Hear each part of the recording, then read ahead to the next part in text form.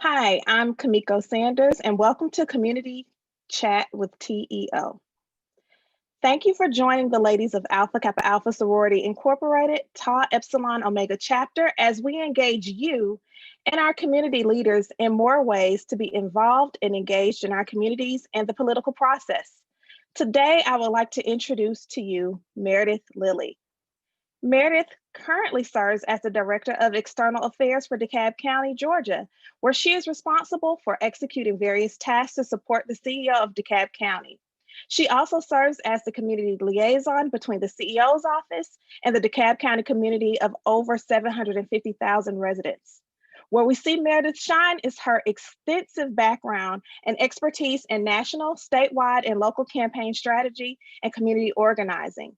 She is the go-to person and very much sought after for her over 15 years of galvanizing campaigns, organizing experience, political strategy, and so well respected in political circles throughout the US. As the 2007 Regional Political Director for the Obama for America campaign, she successfully led and mobilized campaign employees and volunteers in states won by Obama in the 2008 presidential election.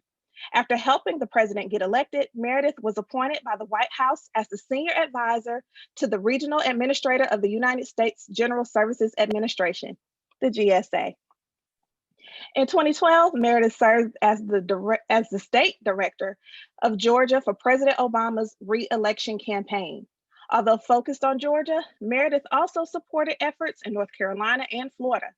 Her role proved successful as lead engineer who assembled and organized thousands of Georgians to travel to both North Carolina and Florida during the last few months of the 2012 presidential election campaign. Meredith promoted President Obama's platforms and assisted with early voter registration to effectively help President Obama secure Florida's Electoral College. As a testament to her political acumen, she has been called upon by notable politicians such as Atlanta Mayor Keisha Lance Bottoms, former Atlanta Mayor Kasim Reed, U.S. Congressman Hank Johnson, DeKalb County Commissioner Meredith Johnson, State Representative Doreen Carter, CEO Mike Thurman, and Montgomery Mayor Stephen Reed. Prior to her political experience, Meredith practiced criminal defense law and served as an adjunct professor at Miles College in Birmingham, Alabama. Over the last few years, Meredith has been involved with Habitat for Humanity, the NAACP, the American Cancer Society, Hospitality House for Victims of Domestic Violence, and Toys for Tots, excuse me. Meredith holds a Bachelor of Arts in History and Pre-Law from Talladega College, go HBCUs, and Juris Doctor for Thurgood Marshall School of Law in Houston, Texas. She is also a very proud and very active member of Alpha Kappa Alpha Sorority Incorporated. With all of that, Meredith is also the co-owner of Ada Chic Designs, a socially conscious handbag company located in Lagos, Nigeria. The brand provides employment and global skill sets to local sewers, suppliers, while exposing the world to Africa's natural resources. Ada Chic has caused Meredith's network in Africa to grow tremendously in Ghana, Nigeria, and South Africa, just to name a few countries in the continent. Meredith is recognized in Africa as a social influencer and global thought leader with an uninhibited love for people. In her spare time, that she has any, she is also the host of Hope TV's politics and news show, Town Hall with Meredith Lilly.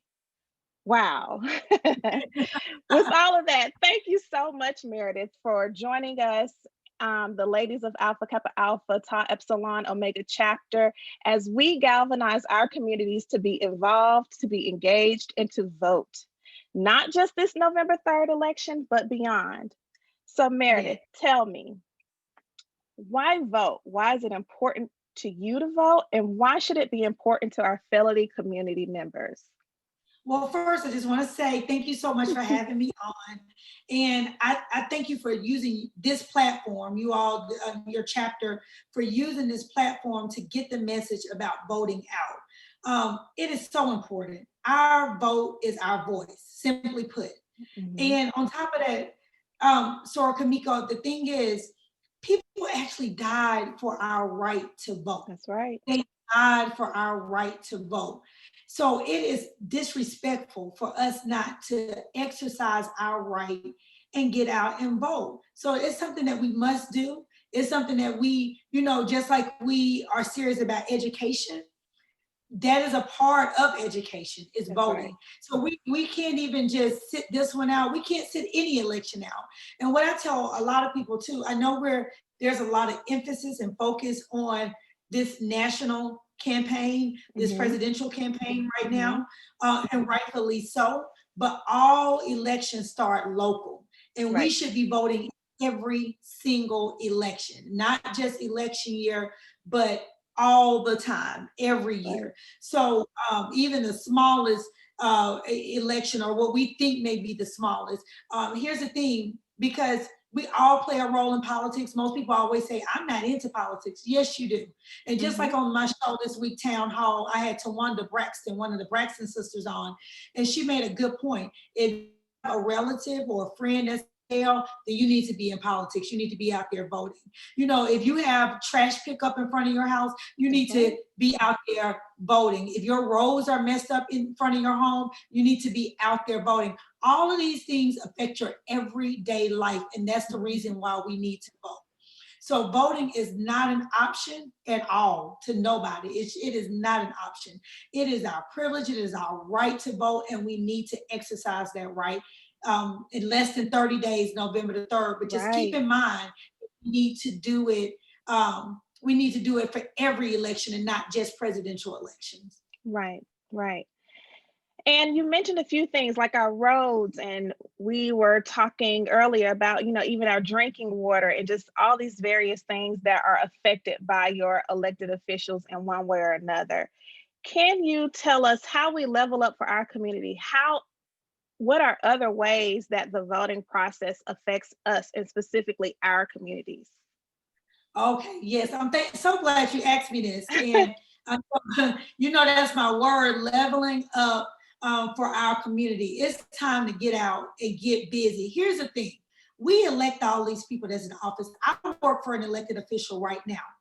I get thousands of calls every week, just in my office alone, about the things that people want to see done in their own neighborhood.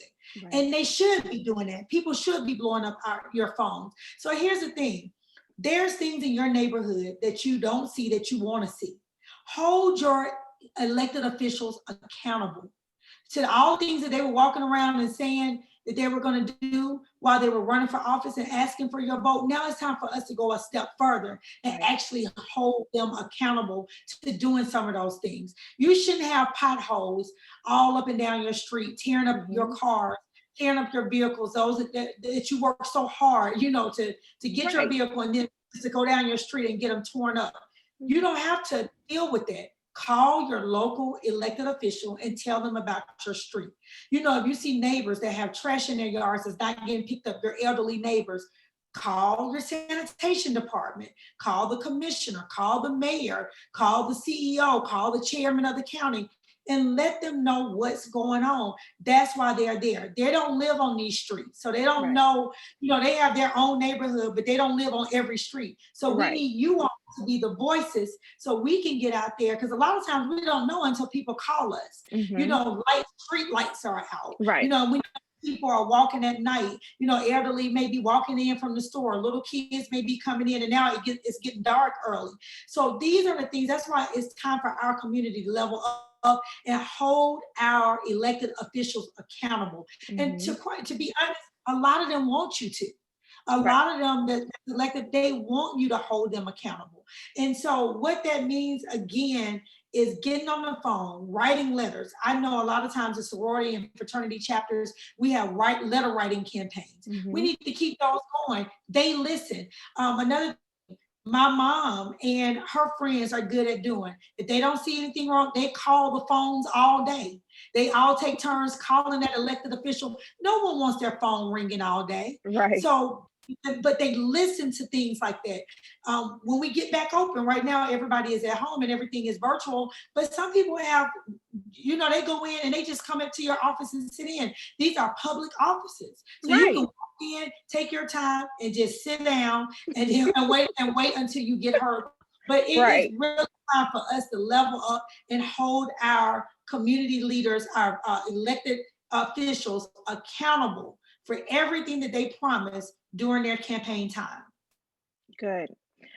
One thing I really wanted you to touch on, which I think sometimes we all have to go back and get a little bit of education on. I wanted you to touch on Restoring Voting Rights Act, like what has happened to our voting rights and what can we do in terms of holding our elected officials accountable to maybe restore some of those voting rights.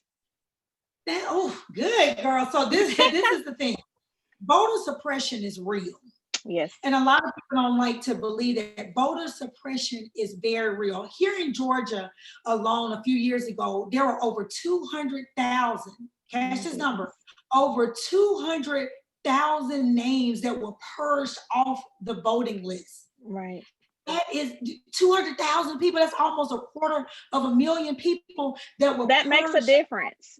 Oh, that makes a huge difference. Mm-hmm. I heard a case of a man that graduated from Morehouse, had never missed voting since the 70s. He went to go vote and his name was completely off the list as if he had never voted a day in his life. That is scary. That is scary. And it's happening all over the world. It's happening all over the country. And that goes back to our beginning of our conversation, how serious our vote is. Listen, they wouldn't be trying to take it if it wasn't serious. That's right. It's very serious. So we had over 200,000 names that were purged off the list. And thank God for organizations that state like the one that Stacey Abrams is running, Voting Fair Fight. Fair Fight. And so what they're trying to do is stop that type of madness, stop that type of criminal behavior. Another thing, because my mind is racing so fast because there's so many plugs that I want to plug into this. Let me plug this in. That's why it's important to go on voter.org every day. voter.org. Here's the thing, check that website every day, like you check your bank account, like you check Instagram, like you check Facebook. When you wake up in the morning, go to voter.org, put your name in, and make sure that you are still on the voters list. For some reason, you don't see your name on there. We have time to get it right before Election Day. Call the Secretary of State's office and figure out why you are not in the system. Especially if you know you have always voted, you have never missed a vote.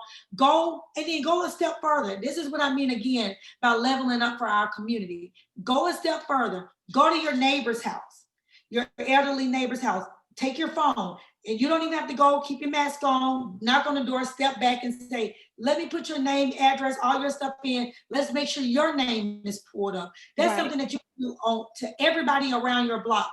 We need to make sure that everybody is in the system so there will not be any games. So we won't stay on this too long. Let me just fast forward a little bit more, Kamiko, to this point. That's why it's important to vote early as well. Right. So, it can avoid a lot of surprises when you get there on Election Day, because sometimes election days are full of surprises. You get there and only one voting machine work.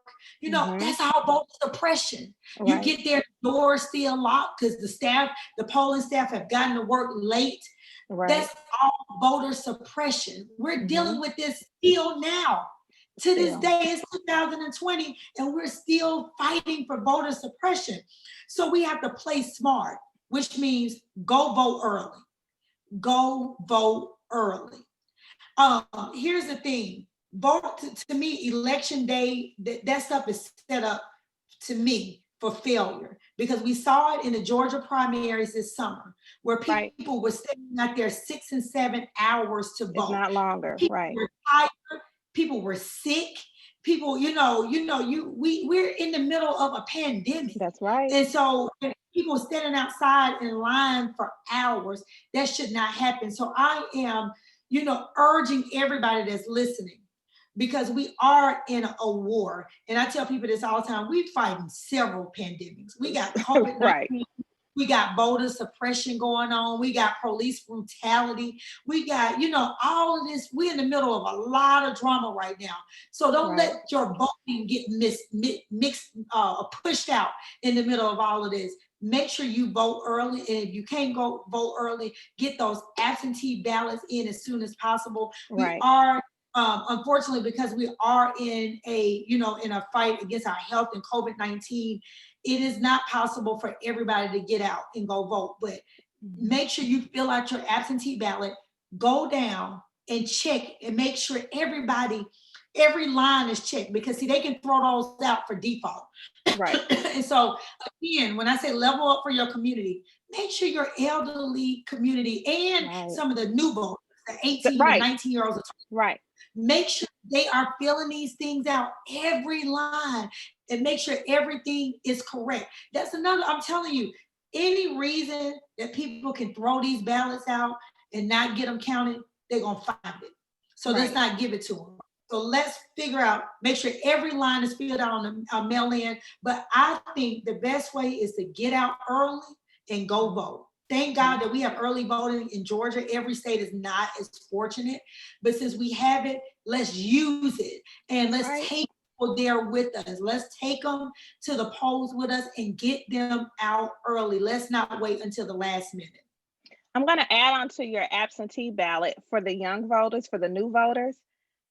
The schools don't teach writing signatures anymore. They don't teach cursive. So a lot of our new voters do not know how to sign their name. Make sure they know how to sign their names, because they are throwing it out if they write their name instead of a signature. So we've Yes. seen that happening too. So I just wanted to add that on. Add this as well, Kamiko, and this goes back to my earlier statement when I said that all elections start local. Right. And state level, local level, city level. Here's the thing. Right now, we can only depend on the Secretary of State's office, and we trust and hope that the office do what it's supposed to do, right? Right. And we can just hope for the best. But here's the thing, I've heard so many stories of Secretary of State's offices all across the country that have voter ballots just stacked up in rooms that have not been counted, have not been placed in the system. But see, we wouldn't have that problem if we get out and vote before, or not just election year or presidential election year, if we vote all the time. And that way we put good people in office, the right people in office. So things like ballots up under the door, ballots thrown away, or ballots in the closet somewhere, swept up under the rug. We need all of our ballots to be counted. So that again, that's a part of voter suppression. But again, we can help that by getting out to vote. Yes. Yes. And you said to go to your voter page to make sure you're registered every day. If you do an absentee ballot, make sure you're checking that voter page to make sure that they have received and recorded your absentee ballot, because they'll put a notice up there that says it's been tossed out, and you have enough time to get it corrected. So don't just mail it off. Make sure that you are checking to make sure that your state has received and recorded your ballot. Absolutely. Or blow up the Secretary of State office, keep calling them until look, we all at home. We are all at home. Right. And so phone and call up there and make sure they have received it. This is, and I say this for every election, this is the most important election of our lives. So let's just make sure that we do our part, but not only just do it for us and our family, but do it for our neighbors and our friends. If you have a cell phone, every cell phone has a contact list inside. Go down your contact list and send mass text messages and say, let's vote, y'all. Let's do this. Let's get out early voting. Let's do this. Or if you have a Rolodex, go through your Rolodex on a Saturday or Sunday, start calling people in different states and in your community and say, I'm just calling to remind you to vote. These are things that we can do that's easy, that don't cost us anything but time. But most of us need to be at home all the time anyway, because we don't need to be out because, again, we are in the middle of a pandemic. That's right. That's right. So this November 3rd election, you said this is one of the most important elections of our time. I think specifically very much so. in our time being alive, it is probably the most important. Tell me why you think it is the most important. um, well, I mean, some of the obvious reasons, and I'll just stick to this Right, one of the biggest obvious reasons. I mean, look, again, we're in the middle of a pandemic. COVID-19 has killed hundreds of thousands of people, right, right? And most of those people that are affected by it are people in our community. Those are the people that's dying from it fast in our community. And we, right now, we can't see any end to it. right, And our people, our community, Black and brown people are dying at this disease from alarming rates. And we have a right, president that is not telling us anything, that is not, and knew about it and didn't even try to stop it. And I can go on. I mean, that's just one instance, you know. I mean, just watching the debate last week, it was obvious, you know, why we should get out and vote. But alone, COVID-19 alone is enough to get everybody, should be enough to get everybody out. I'm tired of our elderly people, our senior citizens. People haven't even seen their families. They're stuck right. in nursing Mm, homes. Or some of their elderly. I haven't seen my parents since June. mm, And it's just going on way too far. My roommate from law school lost his mother from mm, COVID-19. And it was sudden and it was quick and it was fast. mm. It's just been devastating for our community. That alone is reason to get out and vote. But we could be here all day Right, giving you a whole right, bunch of other reasons why this is the most important election of our lives. But let me tell right. you this, I can talk until I'm, blue. But here's the thing, until we move up and move out of our seats, and not even us, because I'm talking to people, talking to a sorority chapter that, and especially a sorority that I'm a member of, and I know every woman in my sorority are voters. Right. And That's and right. and, we, and here's the thing, all the sororities, Black sororities, Black women are the #1 voters in the world. We are the largest voting bloc in the world. So Black women vote. So I'm preaching to the choir just a little bit, but I know this video is going to be seen by many people out in the community as well. Right, But here's the thing that I keep stressing. It's more than just us. We got to start taking people and right. put people along with us. With that being said, um, I want to add this because I know we don't have that much time, but let me just say this. There's so many ways that we can get involved right now.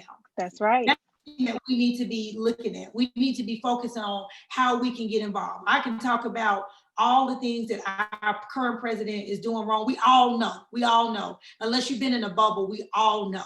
Just even down to the racist comments and the racist the division he has caused in this country. But here's let me go back. We got 20 something days. It's time to get involved. How you can get involved? Number one, you can make phone calls, phone banking. When I was the state director for President Obama, my sorority chapter, and I know we can't do anything under the name, but we all know women.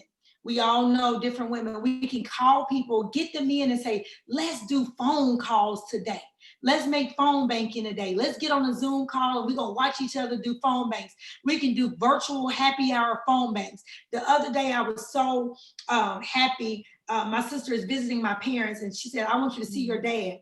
My dad was laid back in a recliner with his laptop and his phone. He was making phone calls for the Biden campaign.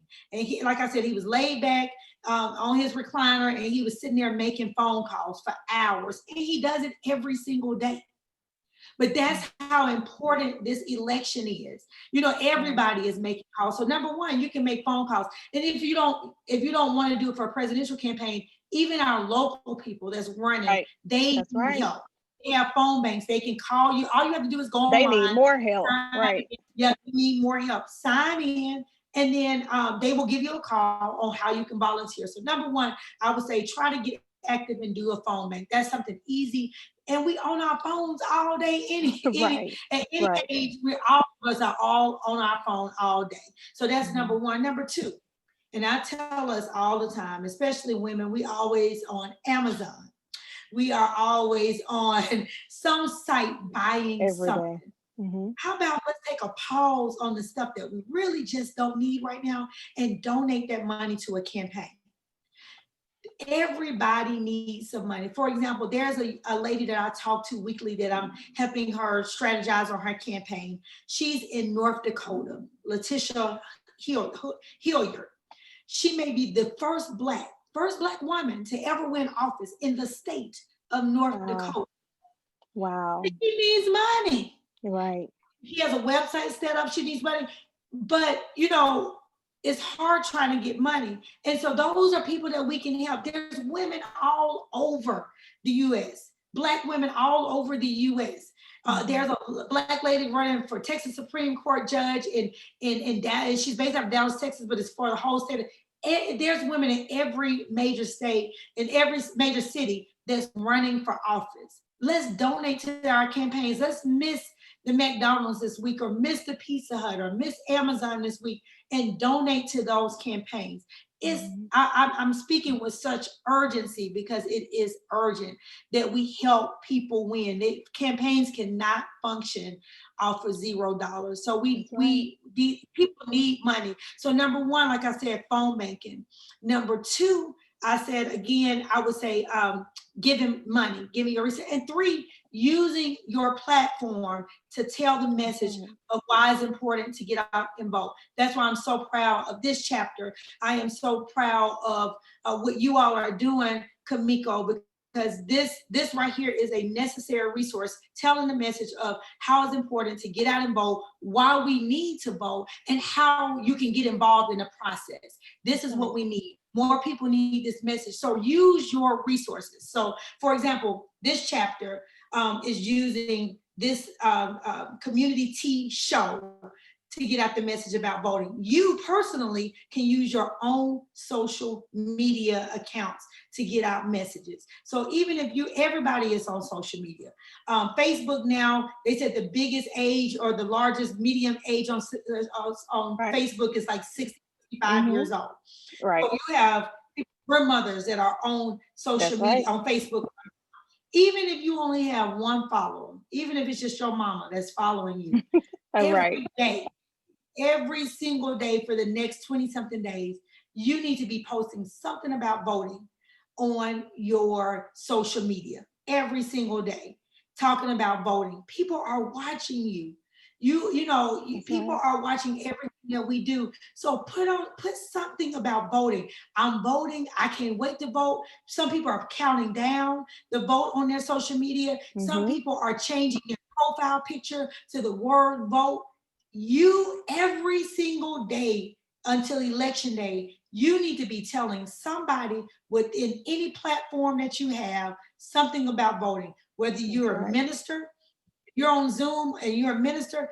Every Sunday, every Wednesday night at Bible study, you need to be talking about voting. A plug should be in there. If you are an educator or a professor, you should have, even on your chalkboard in the back, something about voting every day while you're teaching class. Even to little kids, because they can go home and remind their parents. The Bible talks about out of the mouth of babes. Children a lot of times remind their parents of what they need to do.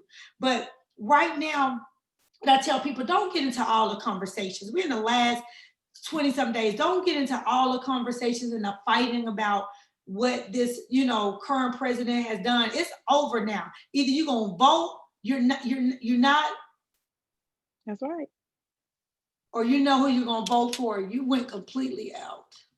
Oh no. Okay. I see you just fine. Okay, sure. I can still keep talking. Okay. Yes. Okay. So yeah. So here's the thing. Vote. and so I'll go to the next question because I kind of got flustered with my point. But you're okay. Be responsible for your neighbor. I can't stress that enough. Oh, use your platform. Use your platform, whatever that platform is. Use it to get the message out about voting. And lastly, I just want to ask you, so after this November 3rd election, it's important to be engaged, but it's also important to be involved. So after November 3rd, that's done. What's next? I'm so glad you asked that. And let me go back and tell, because people are like, where is she? Where does she come from? So here's the thing. I practiced criminal defense law before I got into politics. And I was also an adjunct professor at an HBCU. I was around the age of, between 24 and 26 years old. And then I got this call from Obama for America, and I pretty much left everything and jumped on this campaign. And from that campaign, I started at the foundation of the campaign doing field work as a volunteer. And then eventually I got promoted on the Obama for America campaign and ended up being a political director. I moved from state to state working for President Obama in 2007 and 2008 over a year. And then when he won, I was appointed by the White House into the Obama administration. And so it bloomed into this beautiful thing where I'm able to, I was able to work in politics and work for different people all over the world. And I'm just so grateful for my foundation with the Obama for America campaign. But here's the thing. After the Obama for America campaign, and once President Obama won, the work did not stop. That's right. And it should never stop after a presidential campaign. We have to keep on going. Again, everything starts local. So I started on a presidential campaign, but then I flipped and started working on a local campaign. And my experience on a local campaign was completely different from that a presidential campaign. It's so different because things are right there in your face. The hurt, the stuff that people go through is right there in your face when you're on local. You actually seeing the people, you actually feeling the people right there on the ground. These people are actually your neighbors. And so that was a great question that you asked, Kamiko, about not stopping at the presidential campaign. No, because here's the thing, there's going to be another campaign next year. Right. If you live in the city of Atlanta, we're going to have a mayor campaign next year. That's right. City council people are coming up. So you got to start, you got to continue to be involved. Listen in on the city council meetings now. That's right. Any city that you live in, listen in on the city council meetings. Go to your, whatever county you live in, listen to the commissioner meetings. Right. Ask questions. Get involved. Ask to be on boards. There's so many boards open that need to serve on these boards. They're boards from animal boards to martyr boards. There's zoning boards. And so get involved on those boards, sanitation boards. We need you on every level to get involved. Just don't, we don't want to just hear you, during the presidential term, but get involved again on the local level. I'm telling you, local levels are a little more in your face and a little more, you can see that everyday work that's going on. And again, you could be the voice to the voiceless for your community and for your friends. You can be that voice to the voiceless and go speak on behalf of your neighborhood, go face to face with your officials on behalf of everybody around you. And because I'm talking to leaders, you can do that all the time. That's right. That's right. Well, Meredith, this has been amazing. Thank you so much for doing this. Do you have anything that you need to plug? What else do you have coming up? I know you're super busy right now. Oh, yes. But you know what, again, I appreciate what you all are doing in this platform that you all are using. So thank you for just stopping me for a few minutes today and so I can give you all a plug. But there's so much stuff. Actually, I'm just gonna, keep hitting the ground these next few weeks, and I'm on calls all night because see, I work full time during the day, and so at night I start calls about 7 o'clock. And I'm talking to people all over the country that are involved in campaigns or running their own campaigns. And we're just strategizing on how they can win.